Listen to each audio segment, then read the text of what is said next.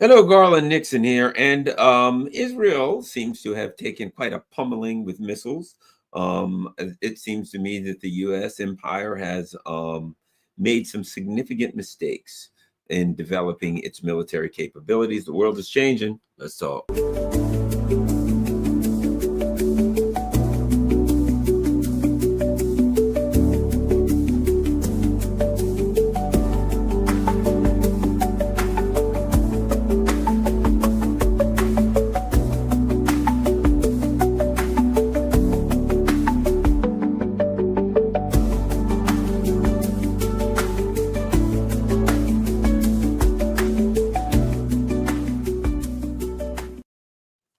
Hello, Garland here, and let's talk a little bit about the the conflict in the Middle East and what we can learn from that. What we learned from that. What happened here? What went down? What does it all mean? Right, from a military conflict perspective. Right. So what happened? And how does that reflect the changes that are going on worldwide regarding how military conflicts will be um, handled in the future? Okay, so the opening is obviously, you know, this Israel used asymmetric warfare, intelligence. Um, one could call it terrorism style tactics, asymmetric style tactics, not confronting your enemy face to face, not using tanks and traditional, conventional warfare methods, using non traditional methods, including subversives inside the country, making drones inside the country, black operations inside the country, things of that nature. Now, I'll start by saying this: in the same way that the US and its allies used those types of operations in Russia to go after Russia a few short weeks ago, Peter Erickson said something that was brilliant, and I've been running with it ever since. And that is that the party that uses terrorism is the weakest party, that the powerful parties don't use it. They simply overwhelm you with conventional military might. If you're using terrorism, if you're trying to sneak in the back door, you're probably the weaker party, right? You know, because the stronger party doesn't need to. The stronger party says, put your dukes up and let's go for it. The weaker party says, hey, what's that over there? And when you look over there, they pop you in the back of the head, right? They have to use advantages other than conventional military strength because they don't have the conventional military strength. So when Israel and the U.S. empire, excuse me, when the U.S. empire used unconventional military tactics to attack Iran and hoped, and as I always say, hope ain't a plan, and hoped that that will topple the government, it demonstrated that they were weak. It demonstrated not just that they were weak, but that they knew they were weak. Because if they weren't, you remember what they did with Iraq a few short years ago? They knew that they had overwhelming military power against Iraq. And what did they do? They cooked up an excuse. They lined up against Iraq. They knew it was nothing Iraq could do, and they punched them out. That's what they did. Come on, I'm bigger than you are. I'm stronger than you are. I'm faster than you are. I got all the advantages. Let's go. Lined up, knocked them out. Now, they've been bragging ever since, but they were supposed to win that one. You're supposed to win when you have an inferior opponent. So it's nothing to brag about when you defeat an inferior opponent. The world has changed then. What happened now against Russia? They're getting their clocks cleaned, so they've gone to asymmetric warfare against. Interestingly, against Iran, they must have feared that they would get their clocks cleaned. They must have obviously they feared a frontal military assault. And the outcome shows exactly why. Not only did they fear a frontal military assault, they were quite correct in their fear. Their fear was well founded, shall we say. So, what happened and why? Let's talk about this. You know, after the fall of 1991, and particularly, I believe one of the things that really pushed it was the U.S. empire's use of smart bombs and flying over and dropping bombs and all of these things, and the public relations. I'm doing a lot of yawning. I've been tired all day. Had a busy day yesterday. Anyway, didn't get enough sleep as I should, nearly as much sleep as I should have. But anyway, let me continue. If you watch my show, you know I'm a yawner for some reason. For God's sake, could be part of my Tourette syndrome, but or so I've been told. Anyway, so the U.S. like, we're going to build these expensive planes. We've got these big expensive ships, and our military industrial complex will make a fortune by making planes that used to be 40 million each. Now they're 170 million each. Oh, they're going to fly over you. They're going to drop bombs. And one of the things that's not going to happen is we're not going to lose many pilots. We're not going to go in with ground troops. We'll just fly over you and drop missiles. We'll make the Lockheed Martin, who makes the F-35, Boeing, who makes the F-18 Hornets, etc. They're going to make a fortune. Everybody's going to be happy except you, because we're dropping bombs on you. Okay. One of the things that happened with Iran, and this is a perfect example of it, the purest example of it. After the United States domination of Iran, vassalage of Iran, the U.S. overthrew the government of Iran and inserted a brutal dictator, the Shah of Iran. Well, after the Iranian people rose up, they had a revolution and they took back their country, which they had every right to do. And the U.S. did everything they could to because they had a lot of American stuff. They had American weapons because it was an American colony, and they needed spare parts. The U.S. said, "That's it. You can't get spare parts. So you're not our friend anymore. You can't get spare parts." In order to cripple the Iranian government and their ability to defend themselves and their ability to have an adequate military. So Iran was in a difficult position. What did it force Iran to do? They had to come up with something, so they went to missiles.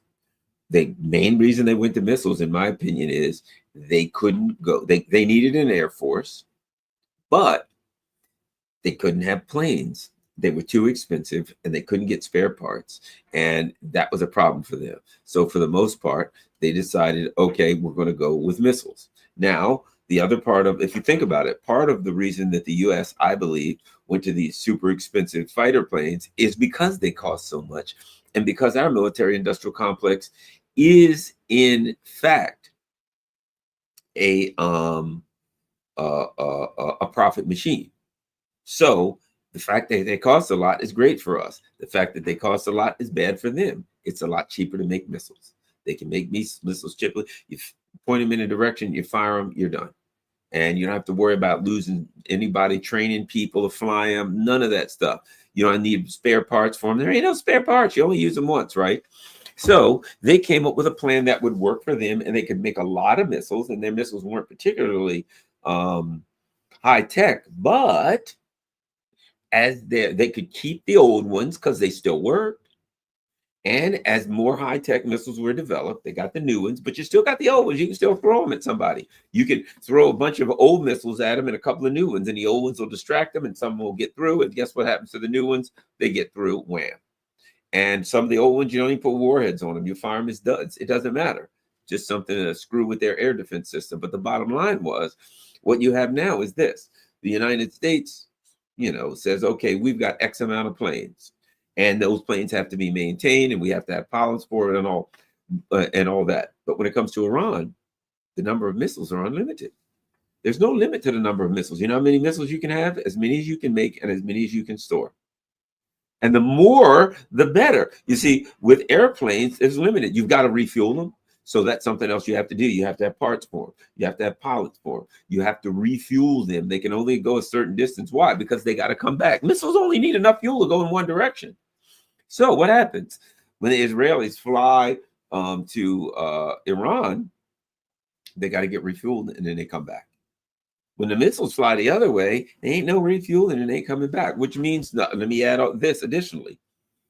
Because of the issue of fuel, the payload that an Israeli American plane can carry is limited because it's got to go so far and only has so much fuel, and then has to get refueled on the way back. So it can, bottom line is, you can't carry the biggest missiles because you'll run out of fuel. You got to carry medium-sized, smaller missiles. Iran can make giant missiles. The bigger, the better. Why? Because they figure out how much fuel it takes to go in one direction, and voila, off it goes. And it's got a great big missile. So we saw during this war that the missiles that landed in Israel did significantly more damage. For the most part, much more damage. There were some big missiles, but for the most part, much more damage was done by the Iranian missiles because they were just so much bigger. They were bigger and heavier for the most part. Israel had a few big missiles, but not a lot for the most part. But what we had was a demonstration of the two theories of modern warfare, right? Two methods of modern warfare. Method A, I do things conventionally. I have planes now. If I can suppress your air defense system, I fly my planes over you and I drop bombs, good old iron dome bombs, and they're cheap and you can make a lot of them, and that's great. And the Israelis, kept saying, "Hey, there's no air defense. We can go fly over Tehran anytime we want." But apparently, there wasn't many pictures or reports of any Israeli planes over Iran. But they did find some weaknesses, and they could fire their missiles, and their missiles wouldn't be shot down in some areas. So while it appears that it was, bluster for the Israelis to say that they could fly anytime they wanted, in fact, they were able to still fire missiles in that weren't shot down in some of the holes that Iran had in their air defense system, some of the weaknesses, shall we say, in their air defense system. But the Iranians didn't have to worry about that. They didn't have to worry about flying planes in and getting them back out. There wasn't nobody in the air assaults that they made on Israel. There was no people that had to come back, no trained pilots. So they'd fly a bunch of missiles. If some of them gets down, so be it. That's the way. That's why you fly a salvo. Say they fire a salvo, some of them get shot down, some of them don't, and the ones that get hit do a heck of a lot of damage. And what we saw was Israel ended up, from all I understand, from what I'm reading, it was Israel that asked for the ceasefire. It was Israel in the United States that was asking for a ceasefire, pushing for a ceasefire for a number of reasons. Number one, they were running out of anti-aircraft missiles and a lot of other stuff too.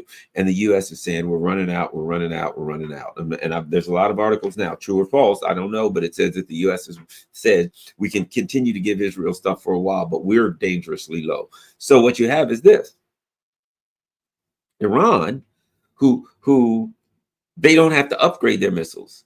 Well, and here's what I mean. They can take their old missiles. They don't have to upgrade those missiles. They don't have to put anything new. They got a stock of, say, 25,000 old, 50,000, whatever, 25,000 old missiles. You can still use them. You just fire them at the enemy.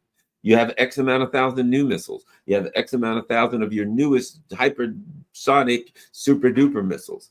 You keep your old ones. The war starts. You start throwing the old ones at the enemy. You got time. You got time, and you so what?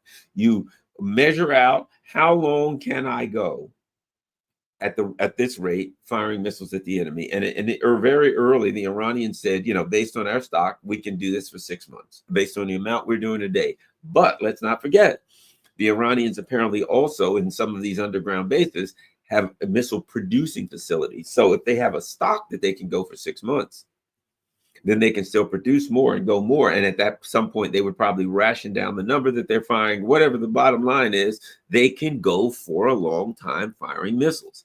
Number one, because the missiles only need to go one way. But number two, the Iranians are flying F-35, high maintenance plane. How many missiles? These aren't the greatest planes in the world. So you're flying these things and they need a lot of maintenance. They need a lot of work. They need a lot of parts. They need a lot of stuff. So you're constantly, the thing that you use to attack them has to go both ways, has to be fueled up, and it has to be repaired. The stuff, you don't repair a missile. In you go, kablooey, that's it, done. Who cares? So I think what we're looking at is a new, as per my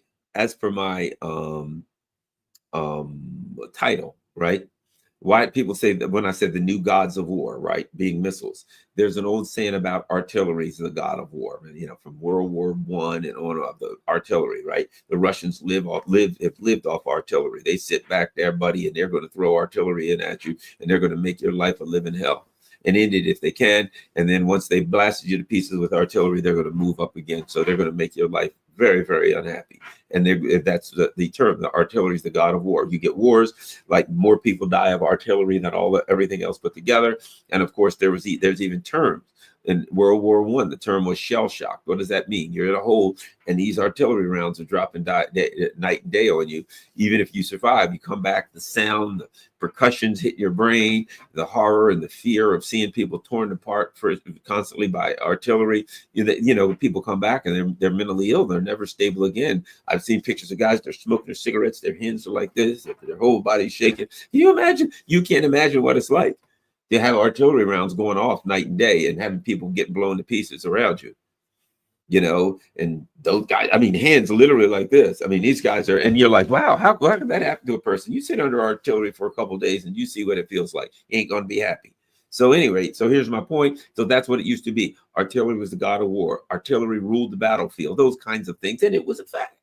It was a fact. They had the range. Back then, I mean, you had a gun. It wasn't sure, but you had let's say you had something that had 20 or 30 kilometer range. That's a long ways away. So your enemy's nowhere near you, and he's lobbing in those things, and they only go one way. It's cheap. You build it, it hits, it blows, boom, it injures, it kills. If it hits a tank or a piece of equipment like that, pretty much head on or close to it, it's going to tear them to shreds. Okay, so it hits a strong point or something like that where you've built up and it goes into a ditch or hits a strong point. Oh my gosh, bad. So it dominated the battlefield. Okay, I think that Vietnam and going forward, the US got this idea that technology was going to dominate the battlefield, that they're going to have these advanced planes and radars and AWACS and all that stuff, and the battlefield will be dominated by technology. I remember watching this thing where they were showing these planes that fly off or out from the battlefield, and their radar and stuff goes on a battlefield, and they give you like a 3D picture of the battlefield, right? So that sounds great, and that's wonderful, and this plane can do that. But in this day and age, two things came out to change the color of war, change the face of war. Number one, of course, being a missile, and they're two things together, right? In football, there was I heard a football commentator say if he was drafting, and I mean American football, if he was drafting players, he draft two kind of guys: werewolves and guys that can block werewolves, right? You want the guys that can big, strong, can you come at you, and guys that can get in those guys' ways and block those guys, right? The monsters and the guys that can stop monsters, right? Okay. Missiles, two things. The Empire is going to have these planes and high-tech stuff, and it's going to come out over you, and it's going to drop it on you, and it's going to kill you. So what do you need? You need two things. You need a way to strike them, but you can't afford those 40 to 70 and $100 million planes. You can't afford those, but you need to strike them, but you can build a missile.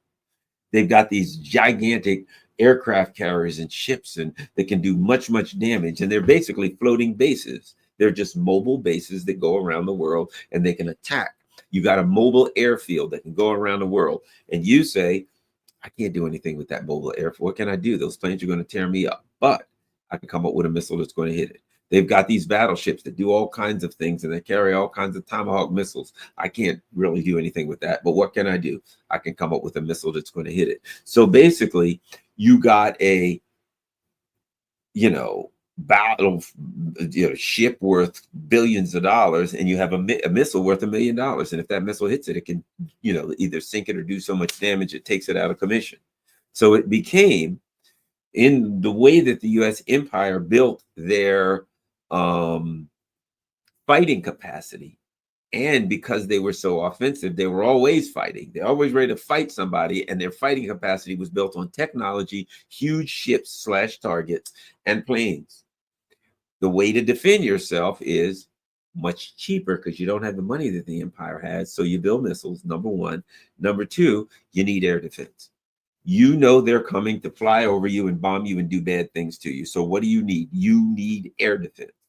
The Russians focused on missiles and air defense. That's what they focused on. The Iranians, they did the best they can on air defense. They should have taken more from the Russians, but they came up with their own air defense, which was semi-adequate. It wasn't all that great. They were weak, but the bottom line is, as the Chinese said, they have a big spear and a weak shield, right now. But I suspect that they will have a much greater shield now as they meet with the Russians and the Chinese, and I'm sure the Russians are going to provide them now with significantly better air defense systems and electronic warfare systems, etc. So they'll be able to defend themselves and have a stronger shield. But the bottom line is this: the Iranians were able to. You've heard me say this. If you watch my videos, I know you've heard me say this. What do you do if someone attacks you? Right? Do you throw up your arms and fall like this, which is what people think about doing? I'm going to protect my head. Oh no, I'm going to throw up my arms and you're going to fall. Then the person's going to punch and you're going to fall and they're just going to pummel you. No, this is the term: punch your way out of it. If somebody attacks you, attack back. You have no choice. You have to attack back. Somebody starts punishing you, you start punching, you start kicking, you throw back at them, you make them throw their arms up. You attack, punch your way out of it, right? And the Iranians, what happened? The Israelis came at them. They did their little asymmetric thing. They started throwing some missiles at them. As soon as they got they got their air defense up. And as soon as they got their air defense up, what's the first thing they started doing? Throwing missiles back at the Israelis. They had to. When somebody's attacking you, you got it. If somebody's shooting at you, I was law enforcement. I trained. Somebody's shooting at you. What do you have to do? If there's cover, you have to take cover, but you got to fire back. You got to shoot back at them. You have to make them take cover. If somebody's attacking you, you have to attack back. That's your defense. If you come at me and you start throwing punches, I'm throwing something, kicks, punches. If I can pick something up and throw it at you, I have to make offensive moves because you got to get the person off of you. Get them off you. And they ain't going to get off you if your arms are up, right? So the Iranians then, but what do? Okay, you got me. You got some punches in. They start throwing missiles and they hit hard. And the Israelis feel the pain. And we start seeing something that a direct conflict with the empire. The Russians and the Ukrainians are somewhat of a proxy. The Ukrainians are a bit more of a distant proxy in that the U.S. built them here recently and threw them at the Russians. I would say that Israel is like connected to the U.S. empire in the way that my hand is connected to my body. Ukraine would be like if I took a gun and I gave it to somebody and I said, shoot that guy. That's Ukraine. Israel is more like if I took my hand and I picked up a gun and I shot at you. That is a connected part of the U.S. empire. That's what that is, a tightly connected part of the U.S. empire. So my point being, we really saw in the Iran, did I say Ukraine? I don't know, whatever the hell. In the Iranian instance, we're really seeing the U.S. at its best. Look, Ukraine has, and a lot of the stuff that Ukraine has is secondhand. It is used, it is secondhand, it is whatever the case may be, right? Wherein everything that Israel has is the best. They get the best stuff that the U.S. empire has. So when Iran confronted Israel, you got to see the best that the U.S. empire has. Not only that, I want you to think about this. When the missiles were fired from Iran, they first flew over Iraq, where the U.S. bases and all of their air defense systems would try to take them out, right? Then they would fly like over Jordan airspace, where the Jordanian airspace would try to take them out. The Red Sea, the Persian Gulf, all of these places, you had American, British, French, you name it, all of these naval crafts there, and they were trying to intercept them. So it wasn't just Israel, if you think about it. By the time these missiles got from Iran to Haifa, they had 4 different places where numerous countries were trying to intercept them, which means that just the fact that one of them would get through is amazing, but a lot of them get through, and they pummeled and pounded the crap out of Israel. Okay, so That just goes to show the U.S. and its allies and all of NATO had their very, very best air defense stuff being utilized by numerous entities. The Iranian missile still got through. What that tells you is if it was 1-on-1, think about that. How many missiles were shot down before they got to Israel? What if it's 1-on-1? What if it's just Israel versus U.S.? It just was all the NATO out there spread out all over the place trying to shoot these missiles down. If it's just Iran firing at Israel, Israel gets 5 times the number of missiles hit, and they got a lot of hits. We saw it. We saw numerous hits. And pretty much all of the hypersonics seemed like they got through. I mean, it was just strictly like boom. So what we saw is this. The U.S. empire, with its allies and everything, were kind of helpless against Iran's missiles. And according to Iran, they were pulling their punches because they were holding out because they were like, we know the U.S. is coming in. And that's when we're really going to go to work. And the U.S. bases are all far closer than Israel. So when the U.S. bases come, we have our intermediate and short range missiles. And oh, are we going to have some joy then? That's when we got a lot more. They're a lot easier to fire. We'll use our medium and short range missiles on the U.S. bases and the U.S. interest, and they're going to really get lit up. We can fire a lot more of them a lot faster, and we got a lot more of them. So U.S. bases, ships, things like that, what they're going to get is not going to be good. And they're not going to have all of these other entities to try to intercept them before they hit the U.S. base. They'll be there in no time flat. And we ain't going to warn them that they're coming. They're just coming. So the Iranians were prepped. And I believe, in watching what happened to Israel, I think it became really obvious, not just to the Americans, but to everybody in the world, that if the Iranians were to open up on the Americans effectively, if they chose, effectively, they could eject the American from the region. I mean, think about it. And I think the Americans knew that. If they just said, look, here's all the American bases. Okay, we're at war now. And what we're going to do is make it a point to flatten all the bases. Flatten them, let them have it. All these short range missiles, intermediate range missiles, we're going to put them on these bases, and we're going to put these bases out of their misery. It'd be big problems for U.S. In fact, I mean, the U.S. in going to war with Iran would effectively kind of get ejected from the region because they wouldn't have any bases in the region.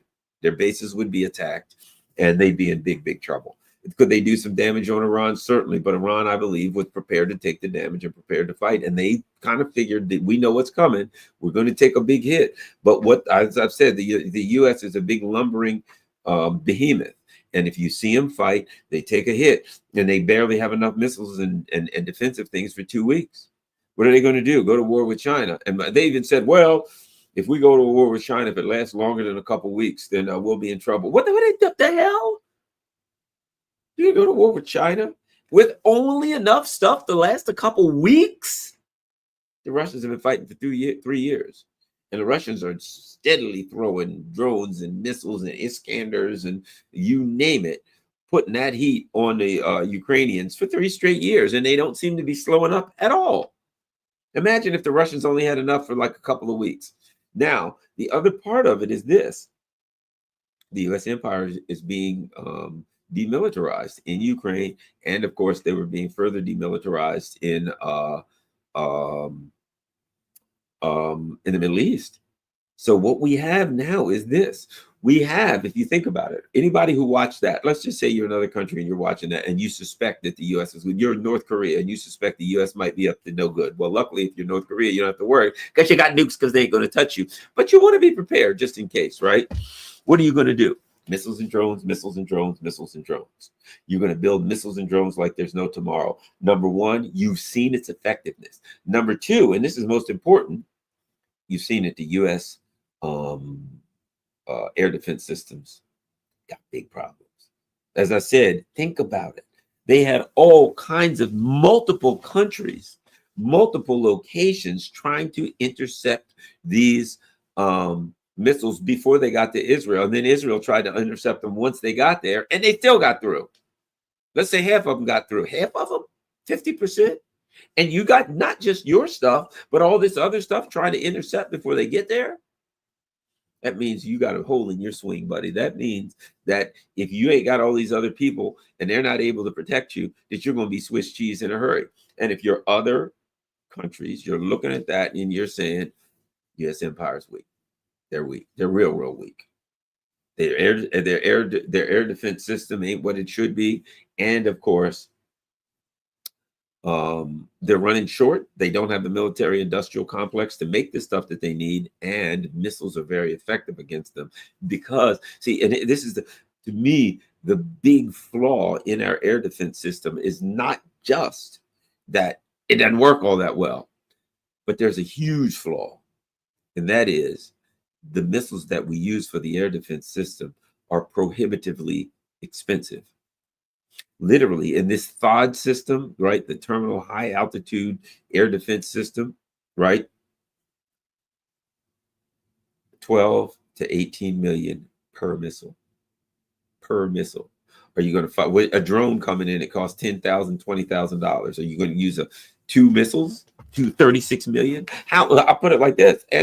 You got to answer that question. How long can that thing keep firing? At $12 to $18 a missile, $1 million a missile, how long can that thing keep active, keep firing?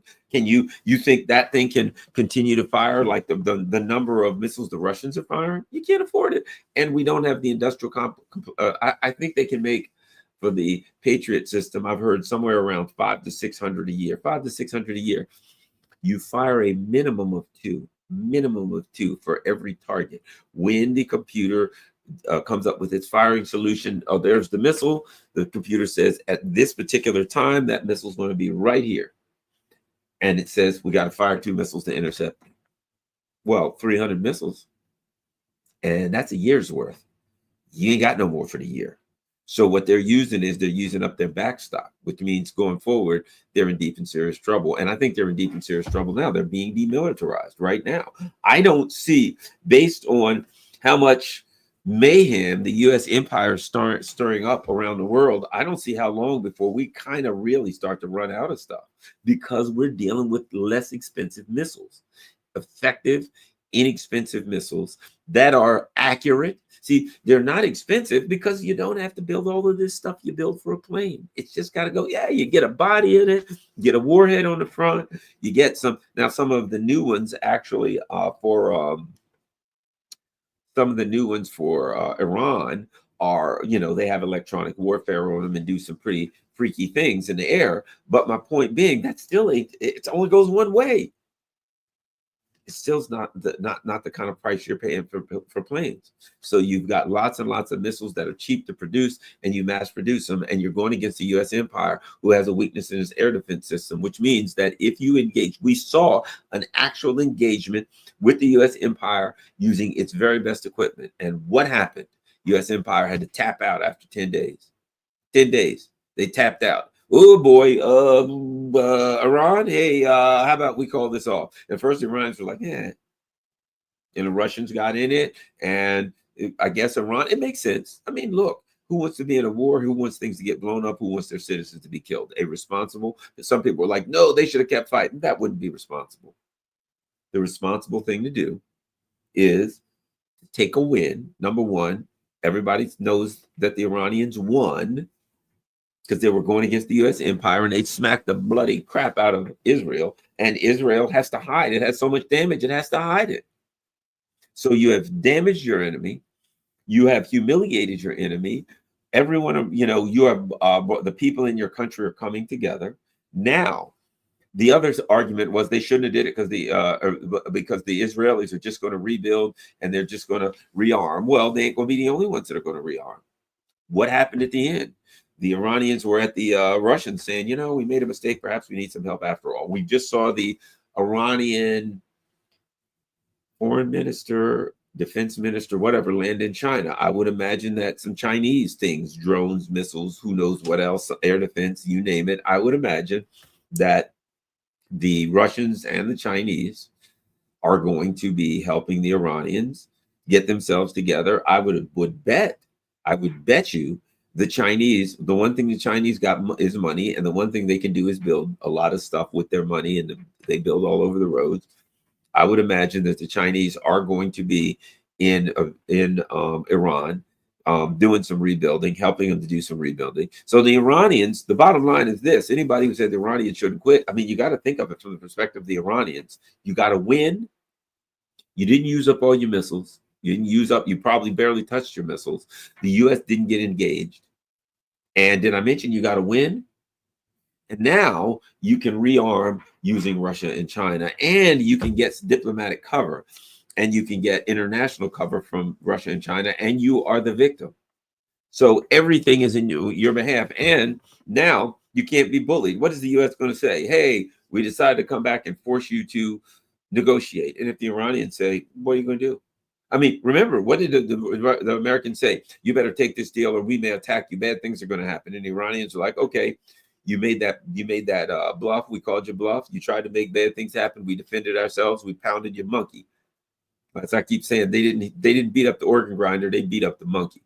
So we beat up your monkey, organ grinder. What are you going to do now? What are you going to do? So now, what cards does the U.S. have to play? The only card they ever play is violence and threats. But how did they play that card? They played it and it didn't work. And why didn't it work? Because the Iranians had gone to a different style of warfare. That if you pit the two types against each other, one is old and big and lumbering. We've got these big lumbering ships, right? Well, they may be big and lumbering, but they're big targets. Well, we've got bases all over the place. Oh, yeah, you got bases all over the place. Yummy. Just right for our missiles to come splashing all over. All of them in range. We'll knock the hell out of them. Oh, we got planes. Okay, well, we got missiles. So we can, what does the plane do? It flies over you. It drops bombs. It fires missiles. It goes back. So it puts ordnance. It puts fire on a target, right? What does the missile do? It puts ordnance. It puts fire on a target. The same outcome.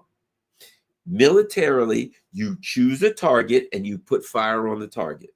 If you use a plane, you got to go back and forth and you got to fix the plane. If you use a missile, you fire a couple of them. If that doesn't hit, you fire a couple more. They don't hit, you fire a couple more. Who cares? And if they shoot the missile down, so what? There's nobody in it. It's coming down sooner or later anyway, and it's going to blow up. It's kind of designed to go down and blow up. So if they shoot the missile up and it blows in the air or it hits the ground and blows up, who cares? The plan was for that missile to blow up. That's all the missile does. It blows up. So who cares? It doesn't matter. You haven't lost a thing. You don't have to worry about them shooting down your planes or missiles, whatever. Who cares? So either way, you're now at war with an enemy. Both of you are trying to choose your targets and put fire on them. The other thing about it is this. You have a bigger warhead. Man, did you see some of the damage in Israel? Whoa, whoa. You saw some of those warheads and it damaged everything. It damaged everything in the community. Everything in the community. You could see when it hit. You could see the blast wave coming out from the distance. You could see boom, and you could see that blast wave coming out. It's like, woo, man, that, woo. Some of the hits. Israel had some hits. Don't get me wrong, but consistently, every one of those missiles that hit, man, it was you just thought to yourself, I want to be anybody anywhere near that because they are dead or hurt or for quite a long ways away. So you had giant missiles basically dropping on the Israelis from a distance, night and day. It was very effective. That's what I'm saying. And so what we have is a new type of warfare wherein the weaker opponent, we saw a taste of it from the Houthis from Yemen. We saw a taste of it, right? And that was they were effective at attacking Israeli and American targets with missiles. They don't have a lot of money, but the missiles didn't need to come back. They got, and these were older, slower missiles, some of them. But a few of them, some of them were better, but most of them were older and slower. But guess what they were able to do? They were able to have some success against the U.S. empire. And I think everybody saw that and said, whoa, we got a new thing going on here. This is a new kind of war. Things are changing. The empire can't bogart people anymore like it used to. And so when it went up to Iran, I know, because think about it. If you're Venezuela in South America, if you're aware of countries that the U.S. really wants to take out, what are you doing? You're building surface-to-surface missiles. They're the cheapest thing you can do. Surface to surface missiles. Keep building them. The more you have, if you can build thousands and thousands, and drones and missiles, you want to build them by the tens of thousands. That way, even if they're not the best, the numbers can overwhelm the air defense system. You know, the U.S. air defense system ain't that good. It was so good anyway. So even if you don't have missiles, you can overwhelm them with drones. We saw drones hitting Israel, slow moving drones hitting Israel. Why? Because there were so many of them. You can't shoot them all down. Right? So if you're a country that doesn't have a lot of money, you build 1 million drones. And if the Americans come, you throw 1,000 of them at a time. They can't shoot down all 1,000. They're going to get hit. And they're going to get damage done. The war has changed. Meanwhile, let me add this. What of the Russians? The Russians have, let's face it, the U.S. has lost the arms race against the Russians. Lost it. But what do you have with the Russians? The Russians have very high-tech missiles. You got to be looking at what the Iranians are doing.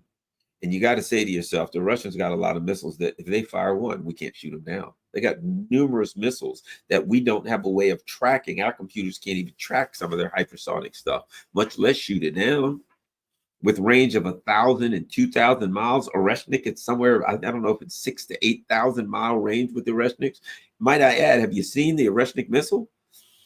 Basically, it is a gigantic missile that has 6 pods that fire hypersonic missiles, and every one of them shoots 6 missiles. So when they fire the Oreshnik at you, it fires effectively 36 missiles. It comes at you, it splits, and then it fires 6 pods of 6 hypersonic warheads, 36 of them. But they can carry different things. Of course, they can carry nuclear, they can carry conventional, but one of the things that they carry are like these explosive metal rods. And I guess due to a number of things, not the least of which being these things, hypersonics missiles move so fast, they kind of, the heat gets so great, they kind of move in a field of plasma, right? But these Oreshnik missiles, these metal rods heat up to like the heat of the sun. So when these things hit, they go an unbelievable distance if you need to go down to a bunker, number one. But number two, when they hit, they're so hot, 3,000 to 4,000 degrees, that it just vaporizes everything to like it's a basic atomic structure. So think about that. Somebody fires a missile on your base. It breaks out into 36 hypersonic missiles, each of them hitting with these unthinkable explosive rods that get to like the speed of sun. It just obliterates, to use a Donald Trump, obliterates everything. It has been described effectively as having the force and power of a nuclear attack without having to use nuclear weapons. Think about that. A conventional weapon that, just like flattens everything for a mile around. Nothing is going to survive. These things are unbelievable. So my point being, as the missiles and they're hypersonic, which the U.S. doesn't even have, we have no air defense. Now, the Russians claim that S-400 will work on hypersonic missiles, and S-500 is supposed to be the next step that apparently is really good on hypersonic missiles. But they don't need them because we don't have hypersonic missiles. But I guess they probably figure maybe we'll get them one day, right? But my point being, we got nothing. So if Oreshnik's fired at an American base, you better run. That's all you can do. You know what your plan is? Run. And as they say, running ain't a plan. Running's what you do when a plan don't work. But now the Russian Oreshnik has gone into serial production. Now, if you look at the number of Iskanders and those kinds of missiles that are being fired by the Russians, they must be making a hell of a lot of them because they're firing them constantly at Ukraine, right? Iskander, again, a missile that does all kind of violent maneuvers in the air. It has a suppressed ballistic trajectory, of course, that being instead of going like that. See, the computer, if your missile does that little rainbow thing, it's very easy for a computer to predict where it's going to be. How easy is that? It's doing a ballistic trajectory, right? It just says you're traveling at this speed and this is your trajectory. You'll be here at this time. I fire up 2 missiles. You get there. Boom. There's your firing solution, right? Okay. But when you have a suppressed trajectory, so you got a hypersonic missile that doesn't do this, it does this. And then when it reaches its target, it goes all over, right? So now, even if the computer could predict where it's going, it's hard to track it for the speed at 12,000 miles an hour. Okay, now you have to come up with a firing solution in seconds because the damn thing's doing 12,000 miles an hour. You got to figure out where it's going to be, but it makes violent maneuvers. So even if you come up with, your computer comes up with a firing solution, but it makes these violent maneuvers at the end, it's not going to be where your computer predicted that it was going to be anyway, which means you're going to get blown to smithereens. And of course, due to the speed, such as Zircon, right? A Zircon missile. Actually, I had someone do a projection of, because of the speed of the Zircon hypersonic, or the Kinjal hypersonic missile, the Kinjal, in fact. And the projection is, without taking into account the explosive, without taking into account the warhead, it has 100 times more kinetic energy than a traditional, subsonic missile, a supersonic missile, say a Tomahawk or something like that, right? Because of the speed that it's traveling, it's going so much faster. It has just the kinetic energy. If it was nothing but steel, and it, and the other thing is, it jiggles all over the place. And what these things do is, in their final phase, a lot of them, they go straight up. A lot of times, what happens is your air defense systems have a hole, and the hole is straight up. And so they wiggle all over the place and straight down. Whoop! Not on an angle, straight down on top of your whatever it is they're trying to hit. And of course, with that amount of kinetic energy going through a supercarrier, that's probably going to go right through top to bottom with that kind of kinetic energy, and you're going to have a gigantic hole through your ship from top to bottom. But when you add the explosive charge, it's just something you just don't want to happen, because the loss of life is going to be immense. But my point being this: those carriers cost $13-14 billion to make. I don't know what one of those Kinjals cost, missiles, but I can guarantee it ain't $13 or $14 billion. So then you have, once again, now add this: they fire a salvo of them at you. This is a carrier. They want to take out this carrier.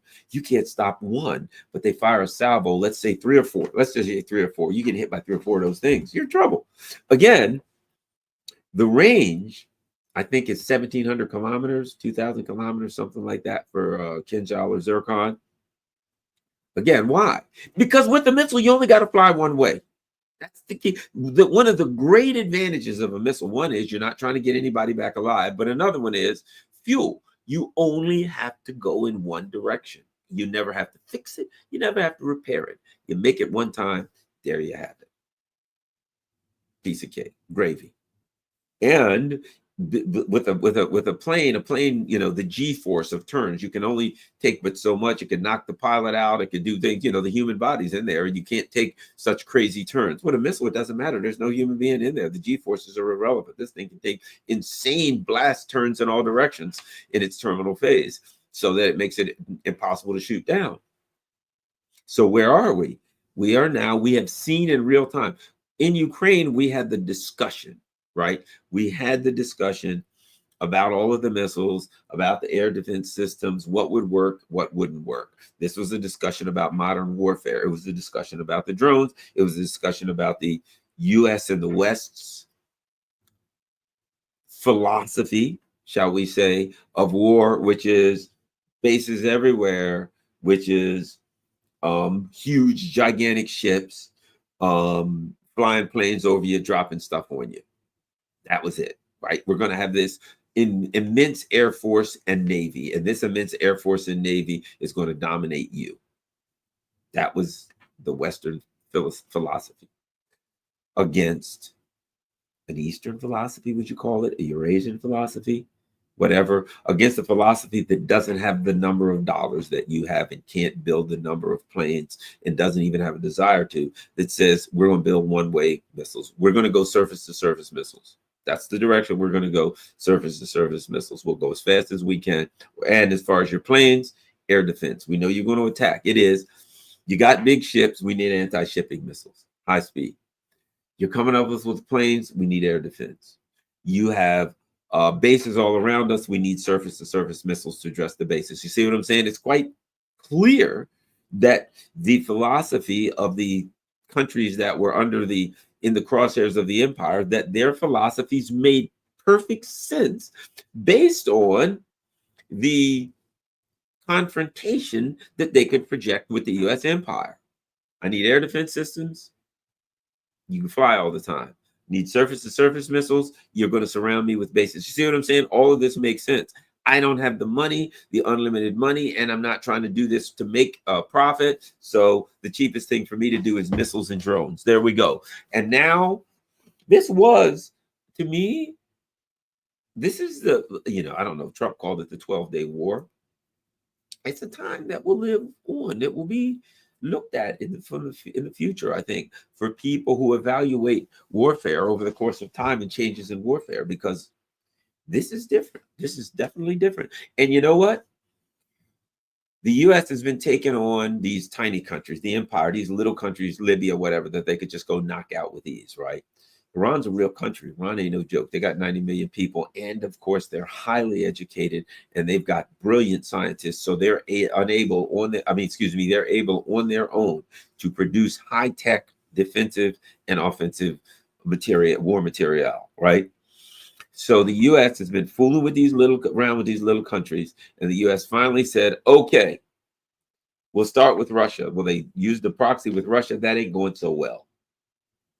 So they said, all right, okay, fair enough. Russia's kind of big. That's a big bite to eat.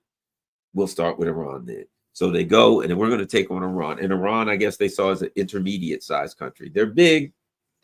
They ain't big as us. And they ain't big as Russia. And they don't have nukes. So we can attack them. Because everybody knows if you don't have nukes, we'll attack you. And if you do have nukes, we won't attack you. For the most part, we'll use a proxy like Ukraine if you have nukes. Okay. So this is what we saw. I mean, this is a big time in war history. So we saw the two philosophies, and within 10 days, the verdict, I think, was rendered, and it was decisive. And I'm wondering how the Israelis will be able, well, they'll be able to hide their damage, but with the help of a compliant media, it won't be hard, right? But there will be big people coming out saying, hey, I got pictures. This place is torn to shreds. So we'll see what happens. But I thought it was important to have this discussion. And of course, the U.S. empire has to think twice now. They got to brush back. They came after Iran, and they have gotten a wake-up call that says you can't push people around like you used to. Yes, you can hurt them, but in this days of missile technology, they can smack the dickens out of you in a hurry. And what are you going to do, you idiots who think you can go after China? 7,000 miles from home, you're going to go to the Chinese shoreline. Ooh, we've got missile bases all around China. I mean, we've got bases all around China. And what do you think? I was watching this thing one time recently, a couple months ago, and they were showing this Chinese missile factory, right? So they're making, I'm sure, surface-to-surface missiles, apparently. And they're making these missiles. That what they might have been, ship-borne missiles. I don't know, whatever the case they were. This factory was fully automated, runs 24 hours a day. No, just, put the stuff in and robots do everything and make it, and it makes missiles. One factory, China, 1,000 missiles a day. A day, 1,000 missiles a day, one factory. Do you think they only got one factory? Or do you think they got 50 factories? Let's say they only got 10. That's 10,000 missiles a day. But I suspect they got more. So with the industrial capacity of China, what do you think? Why are we even having this discussion? Day one, every base in the region is going to get 1,000 missiles on it. Every base in the region. That's what China. I mean, what wouldn't you, if you were China, wouldn't you say, okay, every base in the region, they've got these gigantic things, and they're drone motherships that carry 150 large drones each, right? And they send fleets of these things out. So what are you going to do? They're going to send a fleet of these big drone motherships. These are planes that are also drones. Nobody flies them. They put these satellite constellation, and the Russians have too, a satellite constellation up just for drones. So what are you going to do? You're going to have a fleet of planes coming at you. Let's say it's 100 planes and every one of them's got 150 drones. That's 15,000 drones. Okay, 15,000 drones assaulting your bases, your this, your that, whatever the case, doing whatever they're going to do, doing electronic warfare, doing you name it, right? They couldn't defeat the Houthis. They tapped out after 10 days with Iran. Don't even think about Russia or China. That's over. And I think to some extent, they're realizing that, and that's why they're going to asymmetric warfare of all of this. Let's go on your country and build some drone bases inside and try to launch a sneak attack. But as we saw, let me say this. Don't you think that Russia and China now are looking at that saying, what do we do if that happens? And we got to make sure that we double down on our intel, and we got to look for that, and we got to be prepped for that. We got to be ready for that. And of course, if they see that, you don't say nothing, you just follow it. If Russia finds, or China, if you find the people who are doing that, you don't tell them, you don't take it down, you keep watching them really closely. Everything they do, everywhere they go, and you just back dig that thing out, root it out. And when you take it down, you take the whole thing down. But you keep watching it, and you try to get somebody on the inside, and on and on and on, and before you know it, you got this thing rooted out. But I think that we're in an interesting time, and what we've seen now is the U.S. empire's military philosophy has been shown to be, shall we say, faulty. I prefer the word ineffective. Ineffective. A frontal assault on an adversary right now is not an option. Well, I'll put it like this: there are a lot of people saying this is a time when the Israelis are attacking, and now they've taken a break and they're coming back for another round. I see it a little bit differently. I think they have fought Iran, and I think they quickly realized that they can't do a frontal assault on Iran. They can, I don't see how they could do this again, because sure, will they re-up and get new missiles and more this and that, but the problem they got is Iran learned something too, and Iran's rebuilding missiles, and Iran learned what they're doing and how they're doing it, how their systems work, what their weaknesses are, you name it. So yeah, they can rebuild stuff. Yes, they can get more stuff. Okay, they can come back after Iran in another month or two, but Iran has learned a lot, and of course, Iran's allies are going to help Iran, and Iran's allies were learning their stuff too. So the bottom line is, yes, you can come back stronger, but Iran's going to be stronger, and they kicked your ass the first time, and they're going to be stronger the second time. And guess what? The second time, you're not going to have the advantage of knocking out their air defense system first with some inside game. So now you're going to have to full frontal assault. They already know your game, and they're going to let you have it. So, and how many more hypersonic missiles do they have? And how much better are they going to have S-400? You're going to come in there next time. Are they going to have more air defense systems from the Russians, more electronic warfare systems? So, in theory, you can argue this is a break between rounds, and they're going to fight again. Israel's going to attack again, or the U.S. is going to attack again. But from a perspective of practical application, I think they learned that they'll get a bloody nose in a hurry, and they're not in the business of getting a bloody nose. So I think they now, because they actually see themselves as what they are, the weaker party in that region. I'm not saying that Iran is stronger than the U.S., but in that region, you know what I mean? It's like, for instance, if you ever play basketball and you're playing a guy who's a big power forward, if you get him out, a guy like me, I used to play ball, love to play ball. Played in high school, community college, leagues. That was my thing. I love to play basketball. But okay, I was a guard, 5'11", right? But you get me out on the perimeter and you're a big guy, I'm gonna go right by you. You're done. I'm gonna easily score, right? Okay, but we go down low. I'm 5'11", you're 6'5". I'm gonna get knocked out of the way, and you're gonna dunk the basketball, right? In your area of the court, you're a big man. Down low, I don't have a chance against you. In my area, you ain't got a chance against me. Not much. Here's my point. The U.S. has this big, powerful military. But in Iran's region, in the area where they know how to fight, in the area where they know, look, this is the Red Sea. This is, we got our buddies Yemen there. This is the Persian Gulf, Straits of Hormuz to get in. We already got plans to easily block that off because we control it. It's only 35 miles wide. And we got militias around. They can attack your bases. We have calculated how far we need for missiles. We got intermediate, we got long range, we got short range. In our area of operation, oh, we can give you hell. We can't. Now, Iran, they can't come here. They can't come fight us in Kansas or on the East Coast. But we got to go to the spider's lair. And when we get to their region, they can give us holy hell. And they know it, and now we know it. That's why people use the term regional power. They're not a world power. But if you're Iran, you don't need to be a world power, because being a world power means, at least to the U.S. empire, projecting your military and or economic power, diplomatic, whatever the case will be, all over the globe or to other parts of the globe far away. Iran doesn't need that. All they need to say is, this little area right around here where I live. You can do what the hell you want outside of that area. You come to that area, you throw a punch at me, your ass is mine. I can put it on you. And what we saw was, that's the reality. That's the reality. They can put it on us.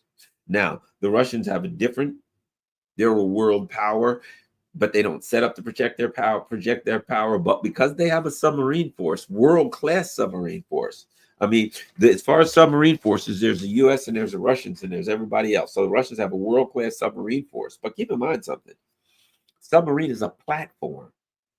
So the U.S. says, oh, we've got these great Virginia-class submarines, but they're firing Tomahawk. I mean, outside of strategic nuclear. That's a whole different thing. But I'm just saying, conventional, what are we firing? Tomahawks, those things they're not, I mean, they're fairly effective. You fire a lot of them, but they're not the deadliest missile on earth. Wherein Russians have submarines now that are firing some nasty stuff. They're refitting them. They're firing Kinjal and Zircon.